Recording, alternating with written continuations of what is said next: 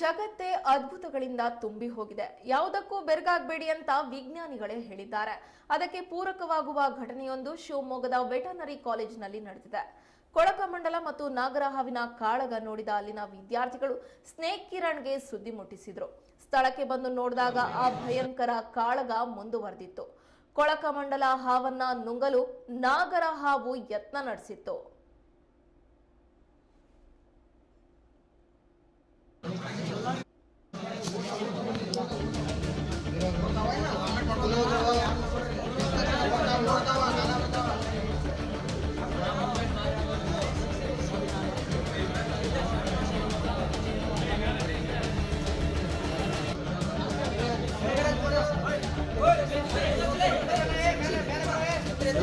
ಮೇಲತ್ರ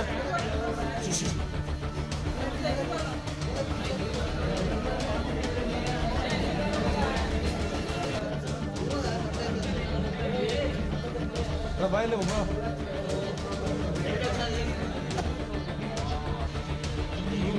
ಶಿವಮೊಗ್ಗ ನಾಗರಹಾವು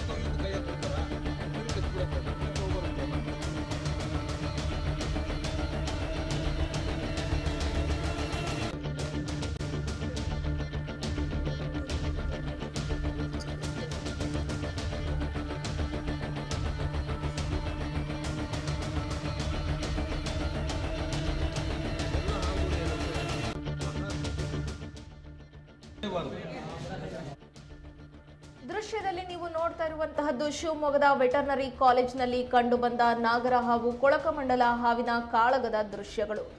ಆಹಾರಕ್ಕಾಗಿ ಈ ಕಾಳಗ ನಡೆದಿರಬಹುದು. ರಾತ್ರಿ ಹೊತ್ತಲ್ಲಿ ಈ ದೃಶ್ಯ ಸೆರೆಯಾಗಿದೆ. ಎರಡೂ ಕೂಡ ವಿಷಪೂರಿತ ಹಾವುಗಳಾಗಿದ್ದು ಸದ್ಯ ಸ್ನೇಕ್ ಕಿರಣ್ ರಕ್ಷಣೆ ಮಾಡಿ ಸುರಕ್ಷಿತವಾಗಿ ಕಾಡಿಗೆ ಬಿಟ್ಟಿದ್ದಾರೆ.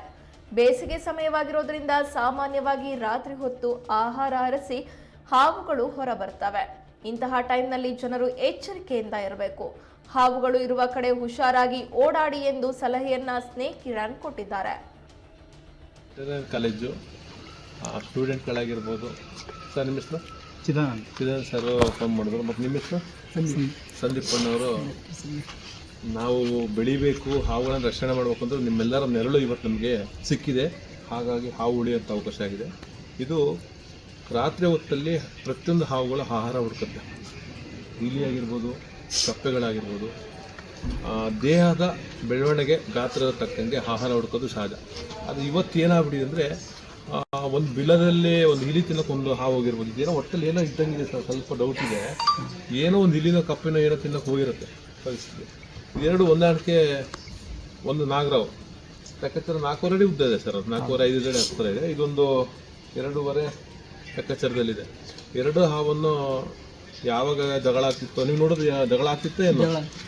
ಫಸ್ಟ್ ಮಾತಾಡ್ತಾ ಇದ್ರೆ ಏನಾರ ಅದು ಅಲ್ಲಿ ಜಗಳ ಆಡ್ತಿದ್ವಿ ಸರ್. ಅದು ಗಿಡದ ಹತ್ರ ಒಂದು ಬಾಲ್ ಬಿತ್ತು ಅಥವಾ ಏನಕ್ಕೂ ಅಲ್ಲಿ ಹೋದ್ವಿ, ಯಾರ ಕರೆದ್ರು ಅಂತ ಬೈ ಮಿಸ್ಟೇಕ್ ಹಾವುಗಳು ಯಾವಾಗ ಕಚ್ಚುತ್ತೆ ಅಂದ್ರೆ ಗೊತ್ತಿಲ್ಲದೆ ತುಳಿದ ಕಚ್ಚುತ್ತೆ.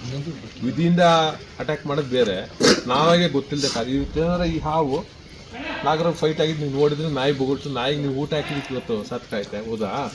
ಮುಖ ಪ್ರಾಣಿ ಅಂತಲ್ಲ, ಪ್ರತಿಯೊಂದು ಪ್ರಾಣಿಗಳಿಗೆ ಹೊಂದಾಣಿಕೆ ಇರಲ್ಲ. ಅವಾಗ ಅದಕ್ಕೋಸ್ಕರ ಅದು ಜೀವದ ಬೇಕು, ಅದು ಬೊಗಳುತ್ತೆ. ಈ ಹಾವುಗಳೇನು ಮಾಡ್ತಾರೆ? ಬುಸ್ಕೂತಾರೆ. ಹೌದಾ? ಇವತ್ತು ಇವ್ರು ಅಣ್ಣವ್ರು ನೋಡಿದ್ದಾರೆ, ಏನೋ ಒಂದು ಕರೆಂಟ್ ಹೋಗಿತ್ತು ಲೆಕ್ಕಾಚಾರ, ನೀವೇನೋ ಆ ಕಡೆ ದಾಟಕ್ಕೆ ಹೋದ್ರಿ, ಏನೋ ಬೈತಾದ್ರೆ ಇದು ರಜಲ್ ವೈಪರ್ ಹಿಮೋಟಾಕ್ಸಿಕ್ ವೆನಮ್ ಇರುತ್ತೆ, ಖಚಿತ ಗ್ಯಾಂಗ್ರಿಂಗ್ ಆಗುತ್ತೆ, ಕಿಡ್ನಿ ಫೇಲ್ ಆಗುತ್ತೆ ಆಯಿತಾ. ಬದುಕುವಂಥ ಅವಕಾಶ ಅನ್ನೋಕ್ಕಿಂತ ನರಳಿ ಬದುಕುವಂಥ ಅವಕಾಶ ಇರುತ್ತೆ. ಹಾಗಾಗಿ ಒಂದು ನೋಡಿ, ಅದು ಅಷ್ಟೇ ವಿಷಪೂರಿತ ನಾಗರಾವ್ 4.5 ಅಡಿ ಹತ್ತಿರ ಇದೆ, ಹೌದಾ. ನಾನು ಹೇಳೋದಷ್ಟೇ, ಮೀಡಿಯಾ ವಾಟ್ಸಪ್ ಮುಖ್ಯ ಅಲ್ಲ, ಅದ್ರ ಬಗ್ಗೆ ಅವೇರ್ನೆಸ್ ಬೇಕು ಜನಗಳಿಗೆ, ಹೌದಾ. ನೀವೆಲ್ಲ ನಂಬೋರಾಗ್ಬಿಟ್ರಿ, ತಾಳ್ಮೆಯಿಂದ ಇದ್ರೆ ದೇವರು ನಿಮಗೆ ಒಂದು ಒಳ್ಳೆ ಬುದ್ಧಿ ಕೊಟ್ಟಿದ್ದಾರೆ. ನಾನೇನು ಹಿಡಿಯೋದು ಬೇಡ, ನಾನೇನು ಮಾಡೋದು ಬೇಡ ಅನ್ನೋದು ಯೋಚನೆ ಇದೆಯಲ್ಲ, ಇವತ್ತು ನಿಮ್ಮ ಲೈಫು ಹಾವಿನ ಕೆಲಸ ಮಾಡೋಕ್ಕೆ ಅವಕಾಶ ಮಾಡ್ಕೊಂಡು ನಿಮ್ಮೆಲ್ಲರ ಪರವಾಗಿ ನಾವು ಬರೋಂಥ ಅವಕಾಶ ಆಯಿತು. ಅದು ದೇವರ ಇಚ್ಛೆ, ಹೌದಾ. ಏನೋ ಗೊತ್ತಿಲ್ಲದೆ ನೀವೇ ಮಾತಾಡ್ಕೊಂಡು ಹಿಡಿಯೋಕೆ ಹೋದಾಗ ಹಾವಿಗೆ ಅರ್ಧ ಬರ್ಧ ಜೀವ ಇದೆ. ಹೆಬ್ಬಾವ್ ಅಂತ ನೀವು ಹಿಡಿಯೋಕೆ ಹೋಗ್ತಿದ್ರಿ, ಯಾರೊಬ್ರು ನೋಡಿದ್ರೆ ಒಬ್ರು ಹೆಬ್ಬಾವ್ ಅಂದ್ಕೊಂಡ್ರೆ ನೀವು ಯಾರು ಅಂದಿರ್ತಾರೆ ಕೆಲವರಲ್ಲ, ಹೌದಾ. ಇದು ಸತ್ತೋಗಿದೆ ಅಂತ ಕೈ ಹಾಕೋದು ದೊಡ್ಡದಲ್ಲ. ಹೆಬ್ಬಾವ್ ಅಂತ ನಾರ್ಮಲಾಗಿ ಹಿಡಿಯೋಕೆ ಹೋಗ್ಬೇಕು, ಕಚ್ಚಿದ್ರೆ ಭಾಳ ಕಷ್ಟ. ಹಾಗಾಗಿ ನಿಮ್ಮೆಲ್ಲರ ಪರವಾಗಿ ಒಂದು ಒಳ್ಳೆ ರೀತಿಯಲ್ಲಿ ಒಳ್ಳೆ ಕೆಲಸ ಮಾಡಿಕೊಟ್ಟಿದ್ದೀರಾ. ಹಾಗಾಗಿ ನಂಗೆ ಭಾಳ ಸಂತೋಷ ಆಯಿತು. ಏನಾದ್ರು ಹೆಚ್ಚು ಕಮ್ಮಿ ಆದರೆ ಮೆಡಿಸಿನ್ ಕೊಡ್ಬೋದು, ಟ್ರೀಟ್ಮೆಂಟ್ ಕೊಡ್ಬೋದು, ಒರಿಜಿನಾಲಿಟಿ ಕೊಡೋಕ್ಕಾಗಲ್ಲ, ಹೌದಾ. ಯಾಕಂದ್ರೆ ನಾನು ರಜಲ್ ವೈಪರು ಇಷ್ಟೇ ಸಣ್ಣ ಹಾವು ಹುಡ್ಕಕ್ಕೆ ಹೋದಾಗ ಹುಡ್ಕೊಂಬಂದು ನಂಗೆ ಕಚ್ಬಿಡ್ತು ಕಾಲಿಗೆ. ಗ್ಯಾಂಗ್ರಿಂಗ್ ಆಗಿ ಹೊಳೆಯೋಂಥ ಅವಕಾಶದಲ್ಲಿ ನಾನು ನೋಡಿ ಇಲ್ಲಿದೆ, 1 ವರ್ಷ ಆಯಿತು, ಈಗಲೂ ಅದೇ ಇದರಲ್ಲಿದೆ, ಹೌದಾ. ಅದಕ್ಕೆ ಯಾಕೆ ಕಸ್ತು ಹಂಗೆ ಹಾವು ಸುಮ್ಮನೆ ಕಚ್ಚಲ್ಲ. ಕಾರಣ ಏನಂದರೆ, ನಾನು ಹಾವು ಹಿಡಿಯೋಕ್ಕೆ ಹೋದಾಗ ಆ ಮನೆಯಲ್ಲಿ ಪೊದೆಯಲ್ಲಿತ್ತು, ನಾನು ದೂರದಲ್ಲಿದ್ದೆ, ನನಗೆ ಹುಡ್ಕೊಂಬಂದು ಕಚ್ಚಿರೋದು. 2 ತಿಂಗಳ ಆಮೇಲೆ ಅದು ಮೆಟ್ರು ಗೊತ್ತಾಗಿದೆ ಏನಂದರೆ, ಯಾರೋ ಅದನ್ನು ಬೈಕ್ ಹಚ್ಚಿದ್ರು ನಾನು ಹಿಡಿಯೋ ಹಿಂದಿನ ದಿವಸಕ್ಕೆ. ಹೆಬ್ಬಾವ್ ಅಂತ ಹಿಡಿಯೋಕೆ ಹೋಗಿದ್ರೆ, ಕೊಳಕಮಂಡಲ ಅಂತ ಹೊಡೆಯೋಕೆ ಹೋಗಿದ್ರೆ, ಆ ಮನೆ ಬಿಟ್ಟು ಬೇರೆಯವ್ರ ಮನೆಗೆ ಉಸಿರ್ಕೊಂಡಿದೆ. ಆ ಮನೆಯವ್ರಿಗೆ ನಂಗೆ ಗೊತ್ತಿಲ್ಲ ಕರಿಬೇಕಾರೆ, ಹೌದಾ. ನನ್ನ ಹಣೆ ಬರೋ ನನ್ನ ಟೈಮ್ ಅಷ್ಟೇ. ಹಾಗಾಗಿ ಎಲ್ಲರೂ ಹೆಬ್ಬಾವ್ ಅಂತ ಹಿಡಿಯೋಕೆ ಹೋಗಿ ಏನೋ ಹೆಚ್ಚು ನಮ್ಮ ಸ್ಟೂಡೆಂಟ್ಗಳೇ ಹಾಳಾಗ್ತಿತ್ತು, ಹೌದಾ. ವಿಡಿಯೋ ವಾಟ್ಸಪ್ ಮುಖ್ಯ ಅಲ್ಲ. ಇವತ್ತು ಯಾರೋ ಚೂರು ಹೆಚ್ಚು ಕಮ್ಮಿ ಆಗಿದ್ರೆ 2 ವಿಷಪೂರಿತ ಹಾವೇ ಅದು, ಹೌದಾ. ಅನುಭವಿಸೋದು ಯಾರು. ಆಗುಳಿರೋ ಪರಿಸ್ಥಿತಿ ಏನಾಗಿದೆ ಅಂದರೆ, ತುಂಬ ಬಿಸಿಲಿದೆ ಈಗ, ಶೀತವಲ್ಲೇ ಪ್ರಾಣ ಇದು ಹೆಚ್ಚಾಗಿ. ಮನೆ ಹತ್ರ ಆಗಿರ್ಬೋದು, ಹಾಸ್ಟೆಲ್ಗಳಾಗಿರ್ಬೋದು, ಓಣೆಸ್ ಹಿಂಭಾಗದಲ್ಲಿ ಚರಂಡಿ ಪೈಪ್ಲೈನ್ ಇರೋ ಜಾಗದಲ್ಲಿ ಹೆಗಣಗಳು ಕೊರೆದಿರ್ತವೆ. ಆ ಜಾಗದಲ್ಲಿ ಪ್ರತಿಯೊಂದು ಆಹಾರಕ್ಕೋಸ್ಕರ ಹಾವುಗಳು ಬರೋದು ಸಹಜ. ಒಂದು ಒಳ್ಳೆ ರೀತಿಯಲ್ಲಿ ತುಂಬ ಖುಷಿ ಅಂದರೆ ಕರೆಂಟ್ ಹೋಗಿಲ್ಲ ಅಷ್ಟೇ, ಹೌದಾ. ಕರೆಂಟ್ ಹೋಗಿದ್ರೆ ನಮ್ದೆಲ್ಲ ಫೀಸ್ ಹೋಗ್ಬಿಡೋದು. ಯಾಕಂದರೆ ಆ ಪರಿಸ್ಥಿತಿ ಗೊತ್ತಾಗಲ್ಲ, ಎಲ್ಲೋಯ್ತು ಏನು ಕಾಣಿಸಲ್ಲ. ಟಾರ್ಚ್ ಎಷ್ಟಂತ ಹಿಡಿಯೋಕೆ ಹೋಗ್ತಾರೆ, ಹೌದಾ. ಇದು ಒಳ್ಳೇದು ಮಾಡಲಿ. ನಿಮ್ಮ ವೆಟರ್ನರಿ ಕಾಲೇಜಲ್ಲಿ ಪ್ರಿನ್ಸಿಪಾಲ್ ಆಗಿರ್ಬೋದು, ಸ್ಟೂಡೆಂಟ್ಗಳಾಗಿರ್ಬೋದು, ವರ್ಕರ್ಸ್ಗಳಾಗಿರ್ಬೋದು, ವಾಚ್ಮನ್ ಆಗಿರ್ಬೋದು, ಗಾರ್ಡ್ ಆಗಿರ್ಬೋದು, ಪ್ರತಿಯೊಂದು